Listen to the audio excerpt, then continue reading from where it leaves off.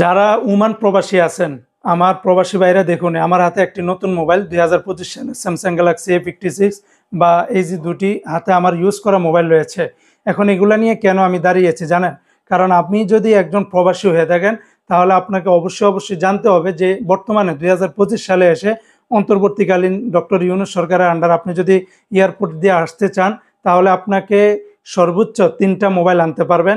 একটা হলো নতুন মোবাইল, আর একটা হলো আপনার ইউজ করা দুটি মোবাইল। বিশ্বাস হচ্ছে না?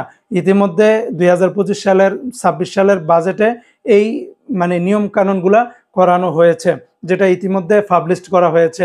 এখন কথা হলো যে আমি বিশেষ করে যারা সরকারের আন্ডারে রয়েছেন কাস্টম অফিসারদের, তাদের কাছে দুটি হাত জোর করে অনুরোধ করব, প্লিজ যে সমস্ত প্রবাসী ভাইরা 2-3 বছর একবার আসে, তাদের নিজের কাছে 2-3টা করে মোবাইল থাকে, ইউজ করা মোবাইল। তার উপরে আবার আত্মীয় স্বজনদের জন্য অনেকে আবদার করে, রিকোয়েস্ট করে আনার জন্য, তাদের জন্য কিন্তু আনতে হয়। এরকম প্রবাসীদের কাছে যদি আপনি 5-6টা মোবাইল পান, তাহলে প্লিজ তাদেরকে আপনি ছেড়ে দেন। কিন্তু যারা অবৈধভাবে চোরাচালানির মাধ্যমে মোবাইল আনে প্রতিনিয়ত, তাদের পাসপোর্ট দেখলে আপনি বুঝতে পারবেন কে প্রবাসী আর কে প্রবাসী না। যারা প্রবাসী না, যারা প্রতিনিয়ত চোরাচালানির মাধ্যমে মোবাইল আনতে চায়, তাদেরকে আপনারা গ্রেপ্তার করেন, তাদের এটি জব্দ করেন, তাদের এটি শুল্ক করেন, যা মূল্য তা করেন, সেটা আমাদের কোনো প্রবাসীদের মাথা ব্যথা না। কিন্তু আমাদের একজন সাধারণ প্রবাসী ভাই যে 2-3 বছর পরে আসে, তাকে অবশ্যই কমসে কম 5 থেকে 6টা মোবাইল আনার অন্তত সুযোগ করে দিবেন।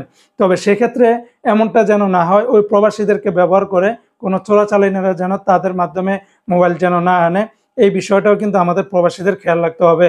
তো বন্ধুরা, আশা করি বুঝতে পারছেন যে বর্তমান 2025 সালে যারা বিদেশ থেকে দেশে আসবেন, একটি নতুন মোবাইল আর 2টি আপনার ইউজ করা মোবাইল আনতে পারবেন। বছরে একবারই নতুন মোবাইল আনতে পারবেন, তাছাড়া ইউজ করা মোবাইল 2টা আনতে পারবেন।